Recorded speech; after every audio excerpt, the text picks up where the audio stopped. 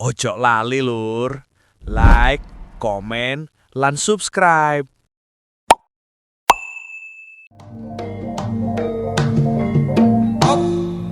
Biasa jula-juli saiki becek. Tambah meningkat rupane. Tuku lombok diwadahi keranjang, nyewa etrek gawe momot, kaul ngesir arek wedok ka adik semayang, bareng bedel gedek ketiban pacul. Ayo mlaku. So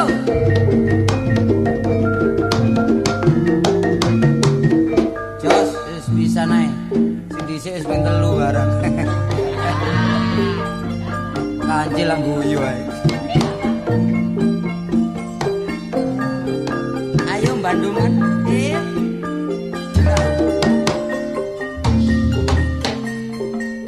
nandur bangkuan nek pinggir dalan, nandur terong dicampur lombok, basman wingi melayu beruang cari nyolong tedol, tuku sapi awake kuru, numpak ketek nang kali anak, aku rapi gak meleseng, ayu masih elek-elek, pokoknya gawe medol enak, numpak di jam 7:05 tambah 50 mudun beno. Saking kepingine dikarepi Joko, nukokno celana tapi dikritino, numpak prau enak rasane, tuku lepek duwike ilang, ngesir sing ayu larang regan, masih oleh tuwe pokok gelem nukokno klambi rombengan, awar-awar godhong godhong nangka gawe wayangan, mula monawar gak wani mulih sebab gawa minggat duwe arisan. Mula apa? Oh, kon niku kidungamu sing arep tak rungokno sampak liyep-liyep aku lho.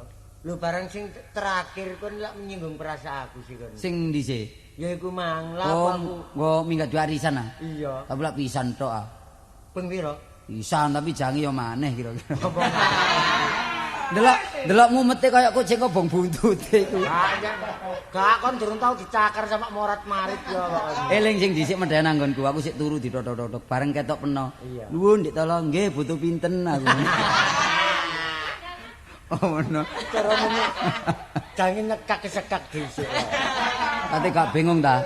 Ngedung sakmono kae durung petolane durung dangdute. Iki mang ngapalno sampe keplecuk-plecuk gak karu.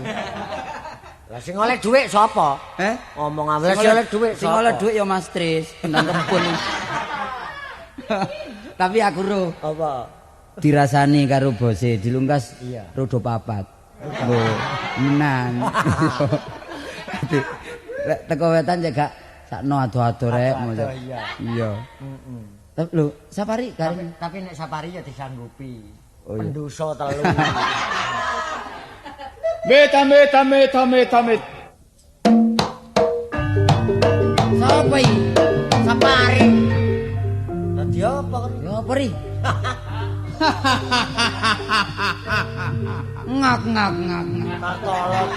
Kone wangi ae lho. Raden Mas beranjang kabel. Liru ri. Raden Mas beranjang kamit. Kartolo lek keliru pisan kon niku. Apa? Dudu. Beranjang kapsul. Lho. Beranjang kawat ri. Raden Mas beranjang kawat. Iya. Wis suwe. Lho. Kon niku wis bedah. Ya apa? Wis sombing. Wis suwe. Wis suwe. Aku nok njero tahanan. Lawase 15 tamin. 15 tahun. Lah, 15 tahun. Ape. 15 tahun ri. 15 tahun. Iya. Dihukum iki. Heeh. 15 tahun dihukum no sawah pulo. Ngablok ae. Dihukum ana sawahan. Oh, keliru. Kandi. Kon niku dihukum ana sawah. Kasero. Sawah lunto. Dihukum no sawah lunto. Sampai sabrene dinane iki aku ocol teko tahanan. Eling nek aku duwe abdi kinasih yaiku Pak Coplok. Abdi kinasih Pak Cokek. Pak Todot. Colok ri. Ya Pak Colok. Pak Colok, Pak Colok. Pak Colok. Kon iki lapor iki. Ayo kon iki dadi colok. Kon gak berangkat nang Pak Colok ta ayo penduduk kene ae. Penduduk kene Wis asli pisan dadah. kok. Sapa coloke? Sing dididingi kon hari ini. Oh, nggih, kados Raden Mas Branjang Kawat. Kok dangu kan sale suwe? Kok dangu kok mboten mangsrut? Ah, Wangsul. Yo, panjene abot sanggane. Aku kena perkara ambek permen. Dihukum barek mut-mutan. Gupermen. Gupermen londo. Dihukum ono go permen. Iya. Lah dinane iki, opo awakmu gak lali tak peseni Oh, pesenan sampean. pusaka piye? Sama lak mesen celurit ta? Ya pesen celurit, Kali pecok. wis kono leno dah. Lho, dereng wong pandine prei. Dudu iku Pak Colok. Oh, pusaka telung warna. Lah pusaka telung warnane kok. Sing gembala geni. Cocok. Loro rompi Antakusuma. Sing nomor 3 keris. Kolo munyer. Kolo jengking. Kolo munyeng. Kolor celono. Kolo munyeng atan. Kolo munyeng. Nah, lah niki napa? Coba Pak Colok iki gongseng kembolo geni pasang ngenok sikilku gini. Gonsenge mek situk. Nah. Nengok. Lah malah kaya kucing ngono lho. Rompine kula damelaken sret, kerise kula seklitaken sret. Nah, ya apa Pak Colok nek wis aku gawe rompi ambek gongseng iki. Gagah kaya Seno gantenge kaya Arjuna. Yo. Kono cok wedi kangelan dinane iki tak jaluk keringetmu sak tetes. Wah, mboten medal den. Benjing awan-awan saged. Kok niki ngomong apa Oh, Pak Colok? paribasan ta? Paribasan. Teng pundi? Dinane iki aku terno. Yaiku nang bojoku Marbuah. Oh, tenggrane mriku ah. Yo. Monggo ngoten. Ayo melok. Monggo. Ayo maju. Aduh, padha gendenge iki. Ayo Pak Colok. Ayo Pak Colok.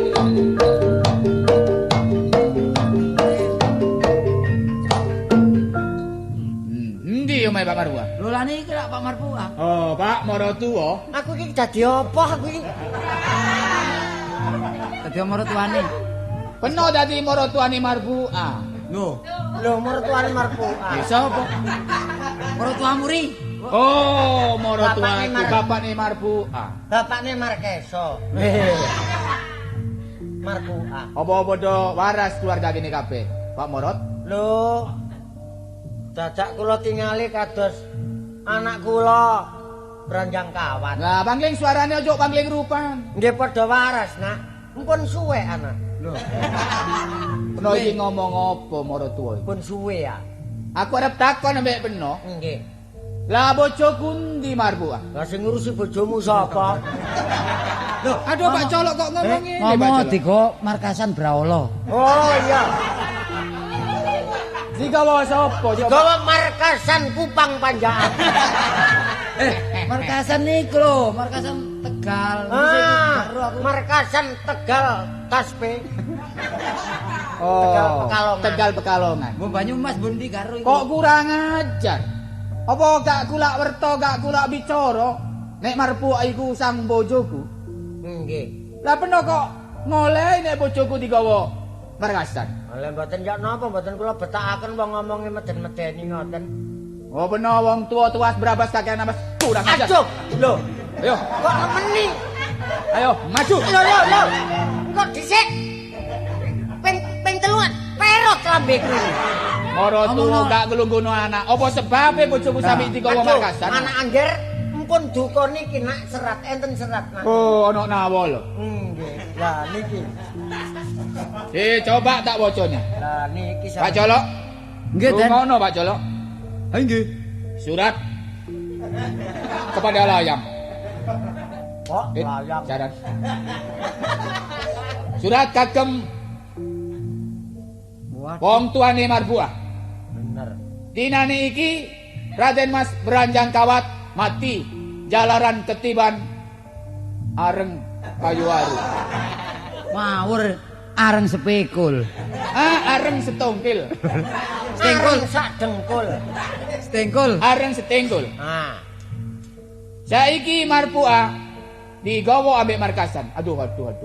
Napa? Gusti Pangeran.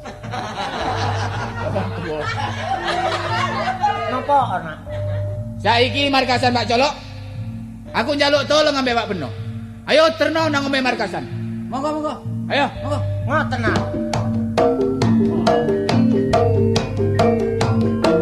Lah, ayo markasan. Lho kok ndelok aku kon iki.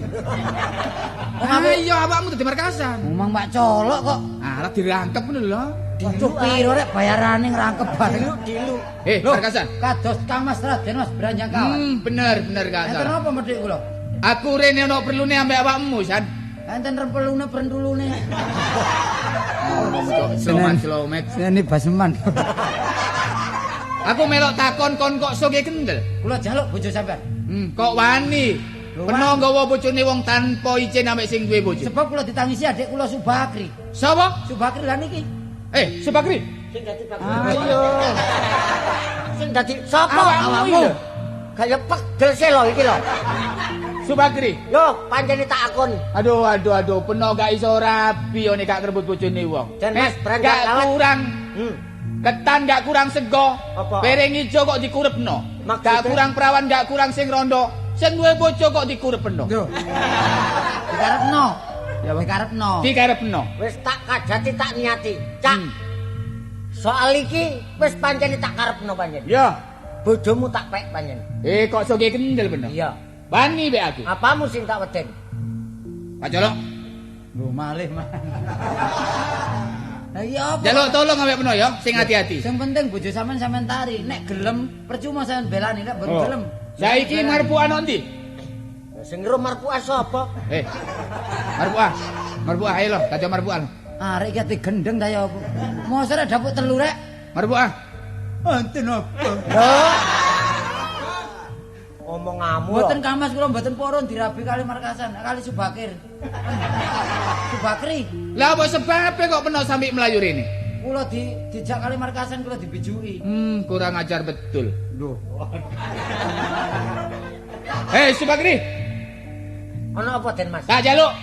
Ya Pak. Tak jaluk. Enak wong loro tak pilih mati. Oh, dadi kau niki wani ambek aku. Apamu sing tak weden? Apa sing tak gawa iki? Oh ya iku drijimu. Keris. Oh keris. Kon gak minta sroyo kancamu? Lho jelas. Sopo sing kon duk-dukno? Lho dulurku. Sopo? Lah iki Kang. Markasan. Apa nang? Beraolo. Ono apa? Wis tak jaluk bojomu. Nggih, kau nek pancene nyidam pati, ayo tampan ono iki. Oh, kesuwen. Aduh mati aku. Terus. Lho gak lega gak lilo nek Cacakmu cacakku mati. mati. Tinimbang cacakku mati, tinimbang cacakku mati entuk kontak paten pisan. Terus.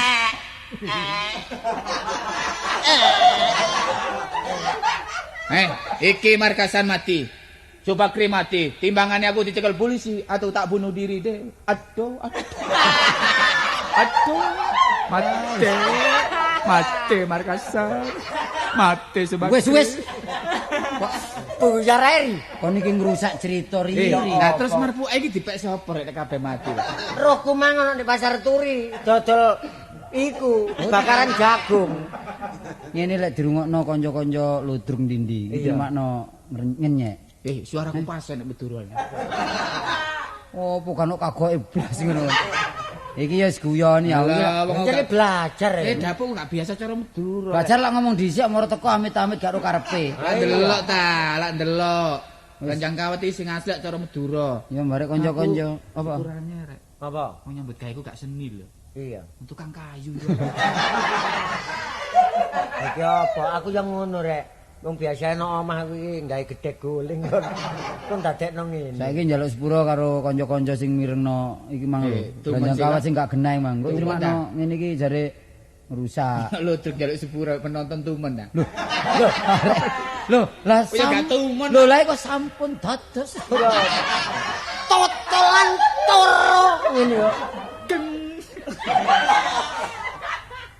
Menawi lepat lho ya apa gano eleke. Soale ludruk masa kini. Siji karo jaman biyen. Iya. Salah bener jare bener dhewe ae. Nek saiki masih bener tetep njaluk sepuro. Tapi ngene lho, jare ya masih jare awake dhewe ku bener tapi lek wong ndelok ku salah ya tetep. Lah awake dhewe Salah. sadurunge ana salah aluk njaluk sepuro iku ana benere pancene. Ngono. Iya, lak ngono lah. Dasare awak dhewe iki guyonan. Lah. Menghibur ya kanggo kepentingan unwi gawe. Ya apa iki? Eh? Ya tenimbang iku ayo belajar ngidung po lho. Kok niku senimu ki ya apa sih? Diterusno ta iki? Merunggu atik ngidung, Lah Bang. ya apa? Mesti iso niat belajar. Oh, ngono Ya ta. apa? Ngitung apa iki? Ya apa? Ngitung apa? Ya kembang jagung diputik awake dhewe. Aja sampe kebrojot kon. Kon iki Ya lah. sing dhisik kebrojot pindho kon. Kembang jagung diputik awake dhewe. Lho, kupluk ireng arek kapasan. Mangan Lho, bubur. iku nongko. Karene cimen. Aku lak meteng genggen ya. Ojo diterusno ri temenan ri. Oh, terus iki belajar ya. Iya. Terus belajar ngidung ngono ta. Lah panjak wis siap-siap ta kirane. Ya apa? Panjake tetep siap ae. Siap. Pokoke tanggale gak bareng sik siap ae. Ayo mang ono panjak 12 kok kali 10. Sing loro nandi. Tapi omahe tolo mben nilai Tegal Desa. Loh, iya, tak tekakno kabar arek. Cuma kira-kira tekone jam piro wis tak kandhani. Iya. Teko jam 09.00 rek, jam 08.30 kok lawang tak tutup. Nggih. Kamale kaya antri. Loh, ya cek gak kelangan apa-apa. Kono nang jero terus tak obong omahmu. Maksudku ki ngene lho lho. Iso teko gak iso teko, aku ki tak belajar soalnya nggonmu lak tayupan. Lho cuma ngene lho sing penting dudu tayupane, tumpengi. Tumpenge. Ya. Tumpenge gak agem-agem kumrunggi lek kampungku gawe ri. Temenan wong kono iku nek niat Tegal Desa. Dang-dangan 10 pintal dadi sak tempe. Iku tempe mesti tempe salun-alun. Ya apa 10 pintal? Dadi sak tempe. Dadi sak tempe Iya. dadi bubur berarti. Cuma tak tari arek, rono rek kabeh, tak tari sapa sing duwe sirikan mumpung durung ya. Sebab lek sirikan dipangan tak mbledos nang awak ya. Iya ah. Lek sapa sing gak arep iwak bajing ya. Iwak ulo bareng iku gak iso nyediani. Cuma lek bebek-bebek cilik dipecel ngono ae ya. Tapi nek sapari ana sirikane lho. Apa? Iwak bandeng kenek, daging kenek, wedhus sapi kenek. Nah ya. Kon ya arek iki sirikane aku lho. Apa? Gak oleh mangan tengu arek. Lho. Eh? Lah sami ludruk iku penjalukan sing nunggu duwe gawe njaluk iwak bajing lah. Lho. Paling nyoyo bakron lah. Kok nembak. Ngawur rek ngono. Wong iku kanggo ngurmati kanca kok. Oh, ngono ta. Gonge sewane piro kampungku lek kadungan. Lho. Gong tulung perangkat itu ditekakno kabeh ganok sing pernah blas. Ngomong Wah, bepelok kabeh. Kon tau dadi panitia. Lho, lah aku ping piro panitia wis. Wah, sampai keplayu barang aku. tapi Jatah-jatah. Tegal Desa nek kampunge Kartolo geden-gedenan. Nek wis waktu rek slametan kabeh padha ani-ani sitok kan apa. Ya wis rek. Wis apa sak karepmu ae wong atase wong latihan ae. Iya. Guyon rek iki yo gak temenan imang wong. Kanca lek gak tau guyon lek gak enak ta. Gak enak lho. Entah lek nganggur ya bojomu jak nang nggonku ayo guyon setengah hari ya. Ngono. Ono nganggur kapan-kapan ya. Kon meneh-meneh nek duwe organisasi aku duwe jeneng apik rek. Apa? Iki yo mudah ditangkap oleh masyarakat. Pendapat ta. Iya. Mulane gawe spanduk sing ombo. Ya. Sing ombo tapi mal 9 meter. Teko kain apa teko? Ya teko kae ae jenenge apik iki. Apa? Kloso dicat Kloso. Apa jenenge ri? Apa? Jenenge ta. Iya. Iki setuju tanggane setuju tak gekno lho. Iya. Apa iku? Sandiwarah ludruk glegek samirin. Kon wis medendeng ae.